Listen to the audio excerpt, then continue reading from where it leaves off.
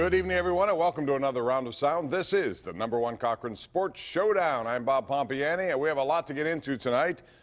Like the Pirates, Felipe Vasquez didn't make the All-Star game. Should he have? And do we think maybe it's time that they get away with this idea of having every team represented in an All-Star game extravaganza? We'll talk about that. We'll talk about where the Pirates are as they just go by the halfway point of the season. But the #1 topic tonight is going to be Phil Kessel and the trade that sent him to Arizona for Alex Galchenyuk and a minor league guy who was a very good-looking defenseman in 2017 when he was a #1 pick by the Coyotes. Here's your panel left to right on your television screen. We have an all-star panel. We have Andrew Fillipponi right there from the PM team, and he is the P out of the M, which is to the right, and Chris Mueller. So the PM team is very much involved in this show tonight. And in the middle, it's Mr. Paul Zeise from the Pittsburgh Post-Gazette and, of course, the Paul Zeise radio program on 93.7 The Fan.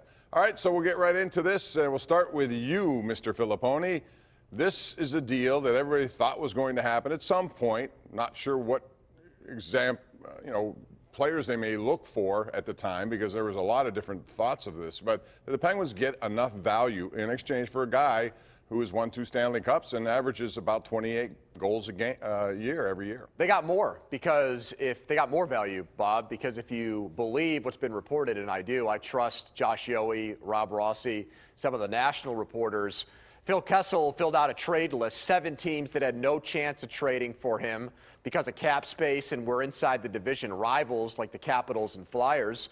And then he just left the Coyotes. So they really had to fit, through the eye of the needle here, a thread to make the trade happen. And not only did they get a guy who at one time in his career scored 30 goals, they got a defenseman who's fleet of foot, can really skate, and is young and cheap.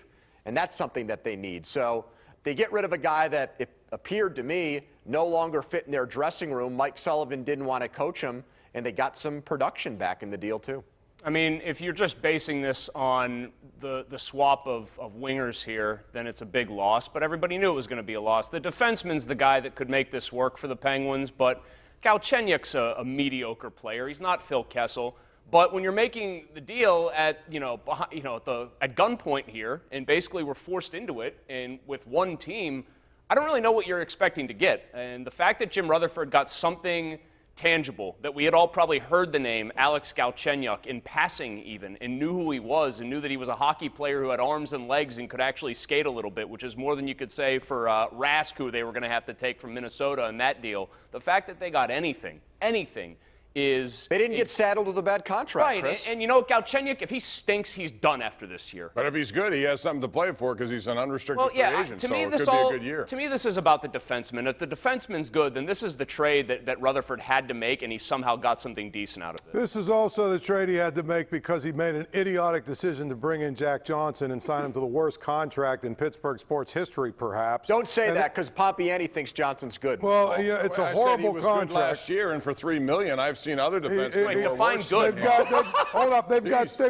They've got him for 5 or 6 years, though. I mean, come on, it's a bad contract. The term's not good, and well, that's all I'm saying. It's a very bad contract. At the end of Christmas last year, onto the playoffs.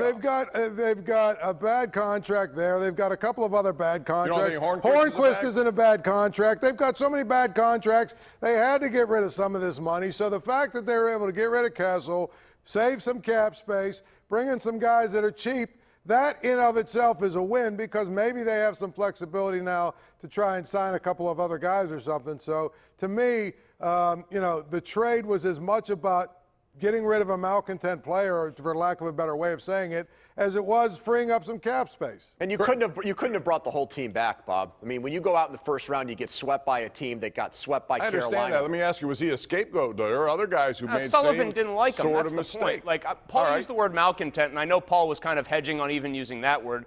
The real fact of the matter is the teammates, by and large, publicly, everyone says, and the beat writers, the guys we all trust, say that those teammates actually like him. They know what he brings to the table. They deal with Malkin didn't want to play on the same line as him, but whatever. That happens all the time. The coach didn't like him. And whenever you get Phil Kessel in a place, there's a decent chance it's going to be a very temporary marriage. They got 2 Stanley Cups out of the marriage, and he should have won a Conn Smythe. I'd call that a smashing Not a little bit of a success, a smashing success. I mean, Bob, did James Neal get scapegoated? At some point, you have to take an asset and move it in order to try to keep up with the Joneses. You can't just roll the ball out I agree with that. or drop the puck again and say, well, we were bad enough to go out in the first round last year, Run but it doggone back. it, this year will be different. I agree with that. All I'm saying is that I think there are other guys who did the same thing. Sullivan just didn't like the way Kessel traded. Does he deserve to take any blame for the way Phil Kessel played last year? Yes. Because, you agree?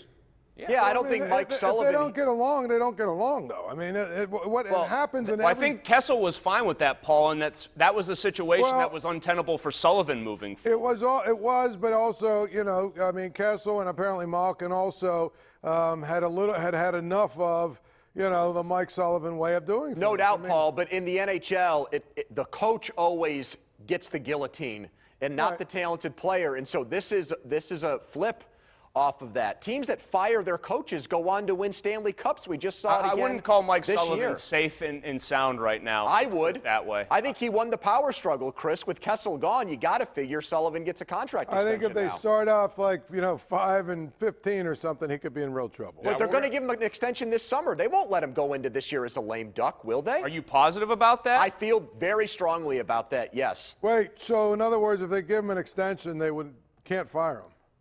Do you think this isn't like the Pirates? We've never seen that before where a guy gets an extension and 6 months later is fired. I mean, do you think they'd pay, if they gave him a 4-year deal, you think they'd pay him for 3 years to not work?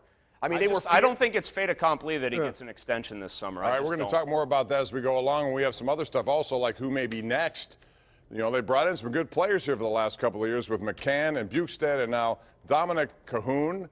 A lot of good things about him, as well as Galchenyuk. So we'll see how it goes. Meantime, last week we talked about all the hot savings, #1 Cochran's red, white, and blue tag event. Well, as it turns out, it was so successful that event is going to be extended through July the 6th. It's definitely worth the opportunity to go over there and check it out. Extended opportunity. $1,000 extra off a new vehicle from #1 Cochran, any one of their locations. So check it out, #1 Cochran brands, all #1 locations. Visit Cochran.com now for more details. We'll be right back.